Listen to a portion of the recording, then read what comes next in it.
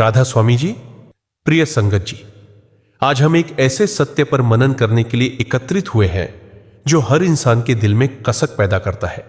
जीवन में अनचाही घटनाएं, रिश्तों का टूटना और परिस्थितियों का हमारे मन के विपरीत हो जाना।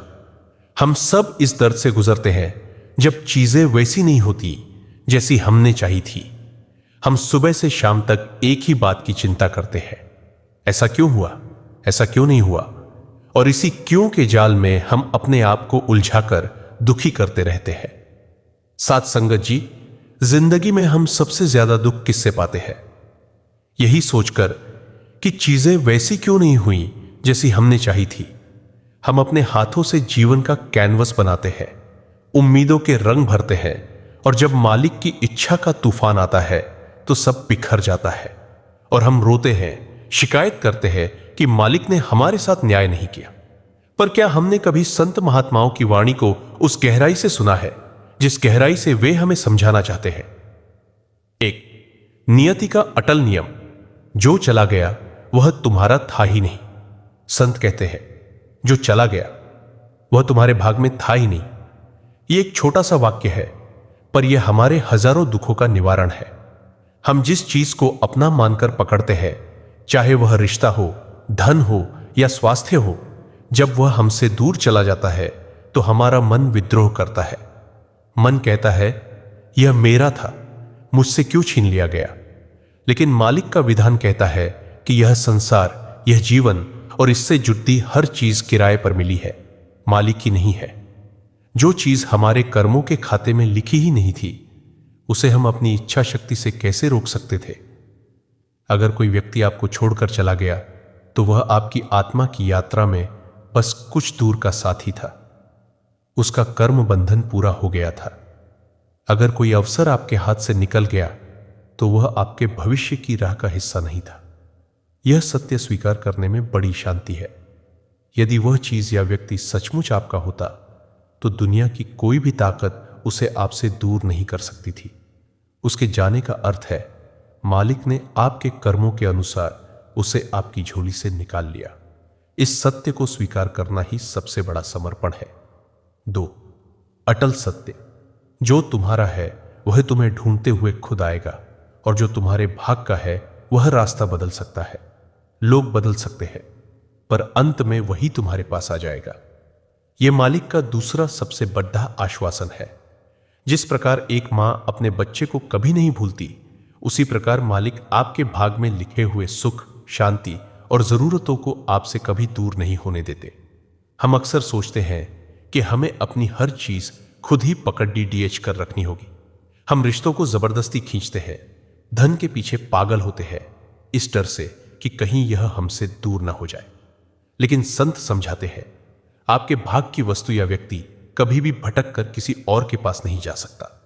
हो सकता है आपके कर्मों के कारण उस चीज को आप तक पहुंचने में थोड़ी देर हो जाए। हो सकता है कि उसे आने के लिए कुछ कठिन रास्तों से गुजरना पड़े, पर अंत में वह नियति, डेस्टिनी आपको ढूंढते हुए आपके दरवाजे पर दस्तक देगी। यह ज्ञान हमें निश्चिंत करता है। हमें जबरदस्ती की भागदौड़ और मानसिक तनाव से मुक्ति मिलती है। यह हमें सिखाता है कि हम व्यर्थ की चिंता में अपनी ऊर्जा न लगाएं, बल्कि उस समय को मालिक के नाम स्मरण में लगाएं। 3 जीवन को पकड़ दीजना या जीवन से आगे बढ़ना। समझने की बात यह है कि हम जिंदगी को पकड़कर चल रहे हैं, जबकि जिंदगी हमें छोड़कर आगे बढ़ाना चाहती है। यह एक बहुत ही गूढ़ आध्यात्मिक सिद्धांत है। हम मैं और मेरा के भ्रम में जीते हैं। हम अपनी पुरानी पहचान, पुरानी आदतें और बीते हुए कल की घटनाओं को कसकर पकड़ कर रखते हैं। हम बदलना नहीं चाहते, लेकिन मालिक की बनाई यह सृष्टि गतिशील है। यह हर पल बदल रही है। जीवन का अर्थ है आगे बढ़ना, विकसित होना, बदलना। जब कोई चीज आपसे दूर जाती है, चाहे वह नौकरी हो, कोई स्थान हो या कोई पुराना रिश्ता हो, तो मालिक हमें यह संदेश दे रहे होते हैं कि यह पड्ड ढाव अब समाप्त हो चुका है। तुम्हारे विकास के लिए अब तुम्हें इस जगह से आगे बढ़ना होगा। हम उस छूटी हुई चीज को पकड़कर रोते रहते हैं, और उस कारण हम जीवन के उस नए और बेहतर अवसर को देख नहीं पाते जो मालिक ने हमारे लिए आगे की राह में तैयार रखा है। जीवन हमें धकेल कर वहां ले जाना चाहता है जहां हमारा कल्याण है, और हम जिद करके उस टूटी हुई डाल से चिपके रहना चाहते हैं। 4. टूटना क्यों जरूरी है? हृदय का निर्मल दर्शन कभी कभी टूटना भी जरूरी होता है, क्योंकि टूटा हुआ दिल ही सबसे साफ देख पाता है कि भगवान क्या संदेश देना चाहता है। संगत जी, जब तक हमारा मन पूर्ण और सुरक्षित महसूस करता है, तब तक उसमें बहुत अहंकार और बहुत सी अशुद्धियां रहती है। वह संसार की चकाचौंध में उलझा रहता है। मन के टूटने को आप हृदय का शुद्धिकरण समझिए। जब मन टूटता है तो उसका बाहरी आवरण हट जाता है और आत्मा का प्रकाश भीतर से झांकने लगता है। टूटन हमें अहंकार मुक्त करती है।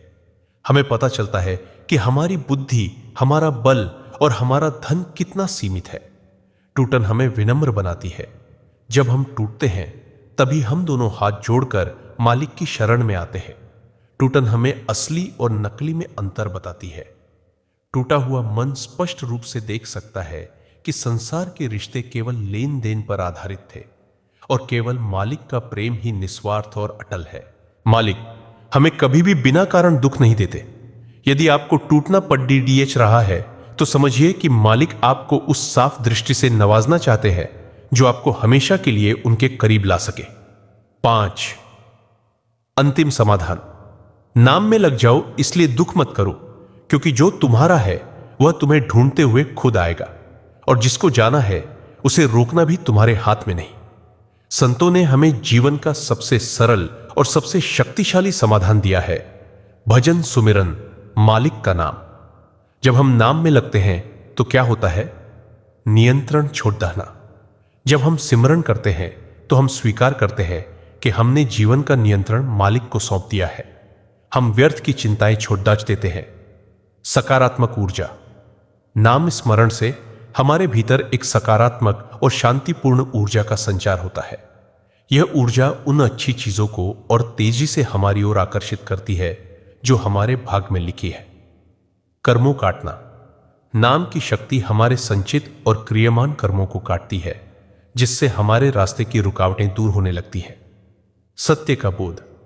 नाम में बैठकर ही हमें यह गहरा बोध होता है कि जो गया वह व्यर्थ नहीं गया, उसने हमें मालिक की ओर मोड़ देने का काम किया है। नाम में लग जाओ, रास्ते अपने आप खुलते जाएंगे। प्रिय संगत जी, जीवन एक नदी के प्रवाह जैसा है। आप उस प्रवाह को जबरदस्ती रोक नहीं सकते। आपकी कोशिश बेकार है। अपनी नाव को प्रभु के नाम के पतवार से जोड़ डाट दो और उस प्रवाह के साथ बहना सीखो। विश्वास रखो, आपका कल्याण, आपका सुख और आपका प्रेम मालिक ने पूर्ण रूप से निर्धारित कर रखा है। अपने हिस्से की चिंता छोड़कर मालिक की मेहर पर भरोसा रखो और नाम में लग जाओ। यही जीवन की सबसे बड़ी सफलता है। राधा स्वामी जी, परम संत, समझाते हैं कि जब एक साधक सच्चे हृदय से मालिक के नाम स्मरण में लीन होता है तो वह केवल शब्द नहीं दोहरा रहा होता, बल्कि वह अपनी आत्मा का संपर्क उस अनादि और असीमित शक्ति से जोड़ रहा होता है जिसने पूरे ब्रह्मांड का संचालन कर रखा है। यह नाम एक पतवार है, एक सुरक्षा कवच है और एक मार्गदर्शक टॉर्च भी है। नाम स्मरण के अभ्यास से हमारे भीतर की नकारात्मकता, चिंता और अविश्वास धीरे धीरे झलकर भस्म हो जाते हैं। हमारे कर्मों के बंधनों की गांठें ढीली पड़ने लगती है और हमारी बुद्धि पर पड़े हुए अज्ञान के पर्दे हटने लगते हैं। जब मन नाम की धुन में शांत हो जाता है तब हमें जबरदस्ती रास्ते ढूंढने नहीं पड़ते। मालिक खुद अपनी मेहर से हमारे लिए सबसे शुभ और कल्याणकारी मार्ग प्रशस्त करना शुरू कर देते हैं। परिस्थितियां अपने आप ऐसी बनती चली जाती है कि जो लोग हमारे काम के हैं वे हमसे जुड़ते हैं। जो बाधाएं दूर होनी है वे अपने आप दूर हो जाती है और जो अवसर हमारे भाग में लिखे हैं वे हमें ढूंढते हुए हमारे दरवाजे तक आ पहुंचते हैं। यह नाम की शक्ति है कि यह हमारे चारों ओर एक ऐसा दिव्य आभामंडल बना देती है जहां चिंता और भय का कोई स्थान नहीं होता। हमें यह विश्वास हो जाता है कि हम अकेले नहीं हैं, बल्कि यह अनंत शक्ति हर पल हमारा मार्गदर्शन कर रही है। इसलिए प्रिय संगत जी, अपनी सारी योजनाएं और चिंताएं मालिक के चरणों में समर्पित कर दीजिए। सच्चे प्रेम से नाम में लग जाइए और फिर देखिए आपका जीवन खुद एक खुली हुई किताब की तरह हो जाएगा, जिसके रास्ते मालिक ने पहले से ही आपके लिए स्पष्ट कर रखे हैं। राधा स्वामी जी, सद्गुरु की वाणी में यह अटल सत्य समाहित है कि नाम में लग जाओ, रास्ते अपने आप खुलते जाएंगे। यह सिद्धांत हमारी सांसारिक समस्याओं के समाधान की कुंजी है और आत्मा की यात्रा का सबसे सीधा मार्ग है।